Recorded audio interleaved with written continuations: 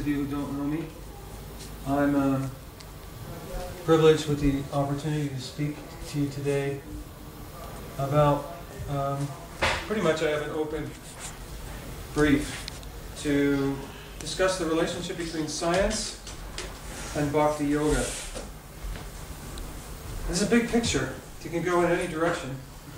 And you can say a million things about science. But can anyone tell me what science means in one word? In the infinitive. So it's two words I'm looking for. Science. What does science mean? Are we thinking about a 00? 00? Yeah. Objective observation. That's the first step of the scientific method.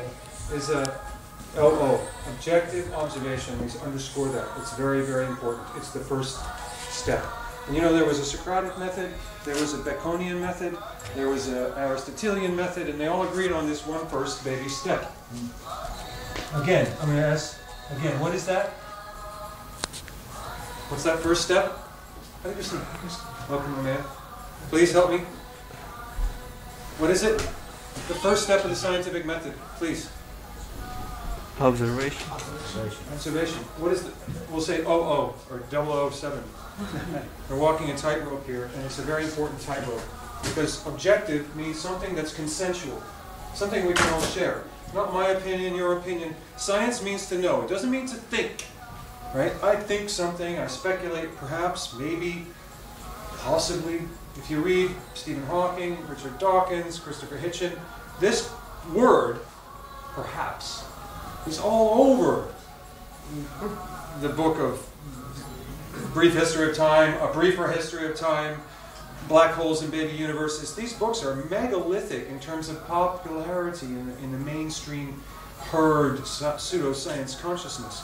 Why I say pseudoscience? Because we're not talking about science as we know it. We're talking about speculation. We don't know that the Big Bang and the singularities caused the infinite variegation of order in the universe. We don't know that. So we cannot call it a science. Science, in Greek and Latin, means to know. Right. So we're going to dive into this subject, which is the relationship between chaos,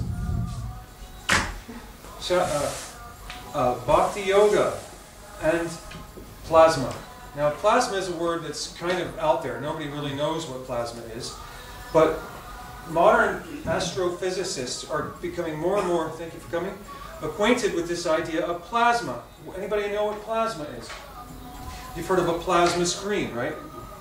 It's a kind of a gaseous, etheric substance that's not a solid, it's not a liquid, and it's not a gas. But it possesses all of the above in its characteristics, and yet it's none of the above. Now, who's heard of mesmer? Mesmer. You know the word mesmerize? Franz Anton Mesmer. Yes. Tell us a little bit about him, William. Franz Anton Mesmer was originally an Austrian man who was around before people like Mozart and things like that. So he was the top of his field in music and science together.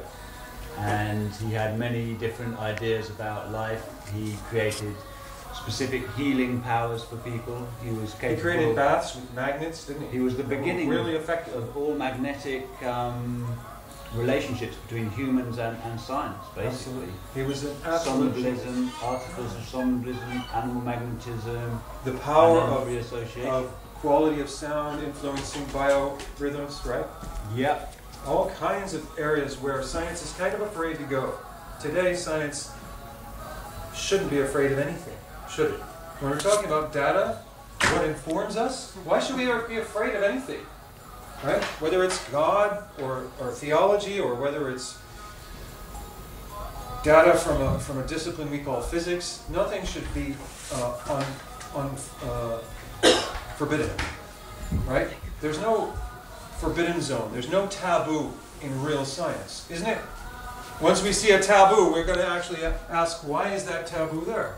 It's usually there because of fear, a bias. That our bastion of knowing, which isn't really knowledge, it's speculation, is actually wobbly, and it's actually artificial. So, what is this? Anyone want to tell me?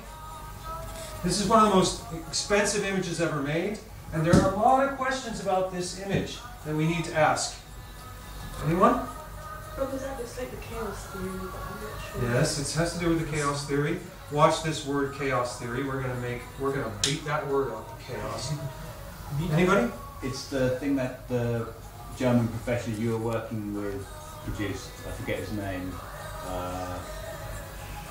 It's not Hawking or anything like that. It's something different, isn't it? It's a German name. I don't know the name. Well, this is actually an image from the CERN laboratory. CERN laboratory is presently the world's largest active hadron collider. It's in Geneva, and last year they spent $450 million, or the equivalent of euros, refurbishing it. $450 million. And what do they do down there? Anybody? They don't know. They don't Never know. mind, I don't know. They don't know. I heard some reports about it. Yeah. Oh, it's all very murky kind of stuff coming out of there. Why is this important to talk about in a Krishna conscious environment, or an aspiring spiritual environment? Why do we come to Krishna's temple to hear about this? Because they're looking for the God particle, or they are trying to deny the existence of the God particle. It's a very good point. Elspeth is saying they're looking for the God particle. They have all this wishy-washy effluvium. It's like a hot gas that comes out of the earth. But it's not really, for us, small-time, low-level plebs, I would say. No insult, but we're treated like sheep.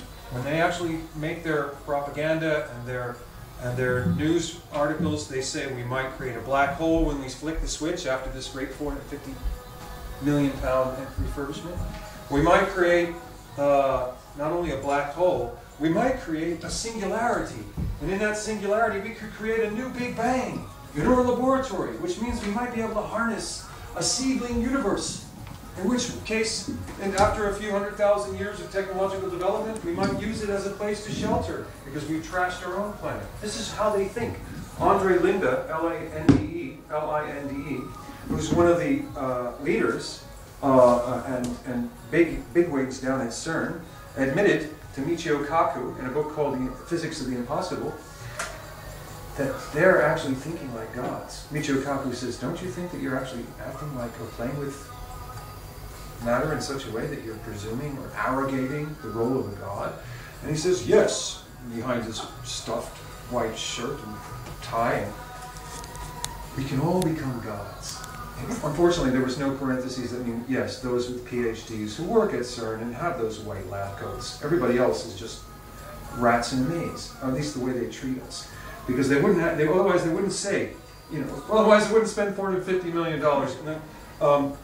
Jai today brought me an article in the Metro magazine that they're about to build a new collider called the Large Hadron Collider. It's apparently not specific where it's being built, but it's even bigger and better. And the blurb says, we had so much fun building the last one, we're going to do it all again. Aren't you edified? Aren't you grateful to hear that? It makes me angry because they're terrifying people. What is a black hole? It's a myth. How dare you say that? What a heretic. We'll come back to that. I'll prove to you that a black hole is a myth that they use to traumatize us and spoon feed us this bogus scientific fear, which allows them to, it's the great sponge for funding these black holes. Anyway, what is that? Anyone heard about Einstein-Bose condensate or Bose-Einsteinian condensate? Depending on who you prefer. Anyone? This is, you've heard of Heisenberg's uncertainty principle? Heisenberg, I won't go into too much detail, but Heisenberg was one of the people who helped to kick off the chaos theory. He was one of the people who also helped contribute to the early founding of quantum mechanics. Heisenberg's theory postulates what's called non-locality or superpositioning. Does anybody want to help me describe what that means? It's a strange form of material transcoherence. That means that when you look for a particle, you'll find a particle, but oops, it's in more than one place, or at least the data suggests that.